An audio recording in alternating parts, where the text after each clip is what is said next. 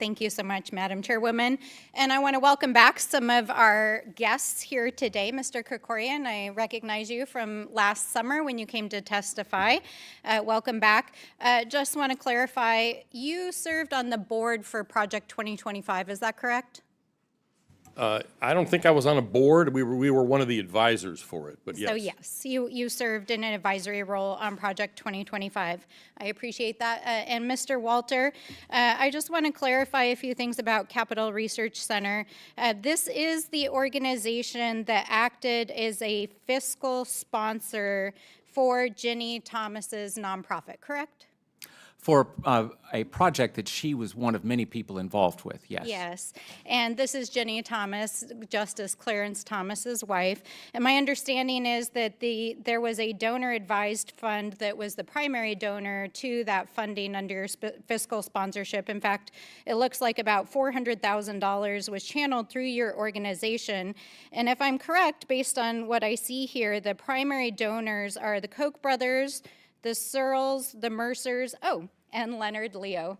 And some of you may recall Leonard Leo because, of course, he's at the center of many of the big issues around Supreme Court ethics, but also you all may recognize him because last week Donald Trump called him a sleazebag who probably hates America for his interference in the judiciary and his efforts to try to undermine what Donald Trump is trying to do.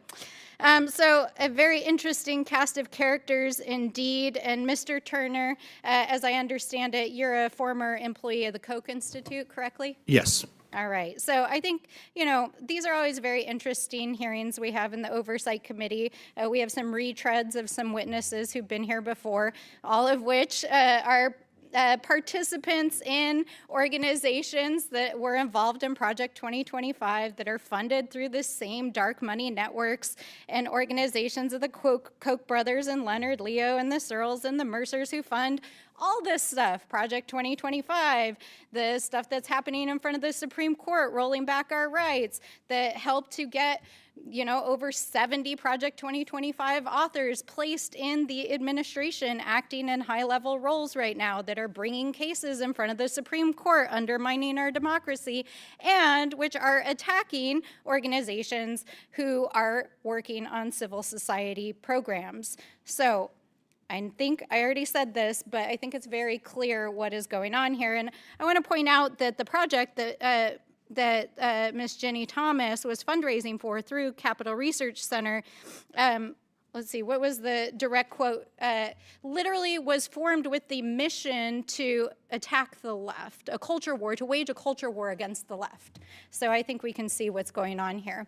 But this is not a joke, right? Ms. Yentl, you're here in your role of helping to advise nonprofit organizations and provide institutional infrastructure. I know there's been a number of untrue things said here today, both about your own professional background as well as the affiliated organizations that help to support our small nonprofits across the country. But I think it is really important, and this is a message we want to drive home today, that the attacks on nonprofit organizations that the Trump administration is undertaking, including trying to find executive authority to take away tax-exempt status, are both illegal and immoral. Would you agree? Excuse me. Thank you for the question. Yes, it is illegal for the president or any member of the executive office to direct the IRS to make any changes to the tax status of an individual or an organization. And in fact, the law makes clear that if the president threatens to revoke tax-exempt status from an individual organization, they can be convicted up to 5 years in prison. And so could you please tell us, we want to make sure that for any nonprofit watching, because I know there are probably hundreds, if not thousands across the country, because they're deeply concerned of what might be coming, what should nonprofits be doing to prepare if DOJ or the administration tries to either infiltrate or take away their status? Well, nonprofits should know that that's illegal, and they do. That's part of what we've been working to educate nonprofits. But mostly what nonprofits should continue to do is the incredibly important, vital work that they do in communities, and to try not to be distracted by threats and unlawful actions by the president.